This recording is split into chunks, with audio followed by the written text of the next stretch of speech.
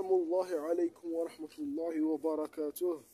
اليوم تصادفت بواحد الفيديو ولا بث مباشر على تيك توك وسمعنا فيه ديدين كلاش وقصف تراب كينغ وشكر اسحاق فوبيا ويتوعد بيبي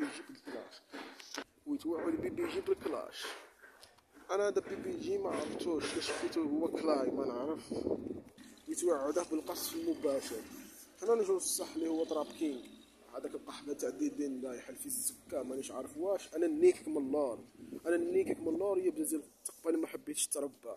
انا نوسع عليك التقبه مره ولا راك تسمع يا خو، ماشي انت دير درك جا تراب كينغ داير الهدنه يجبد فيك ما والو، انت تجي تعرش عليها صاحبي. هذه قحبه وما ديرهاش. هاد العفايس يسموه عفايس القحاب، حنا ما كنديروش عفايس قحاب، حنا نوقفوا مع الرجال. حنا ما كنتوعدوش بالقصف المباشر على خاطرش حنا رجال، ما نجوش من ورا الدار كي 106 ديدين كلاس 106 والقحبه ما يسواش. على خاطرش ديك النهارات في بث مباشر لايف من ناقص تراب كينغ وتوعد بي جي ويسحق لي اسحاق فوبيا حتى هو راه قحبه كيفك ومنا مانيش عارف واش.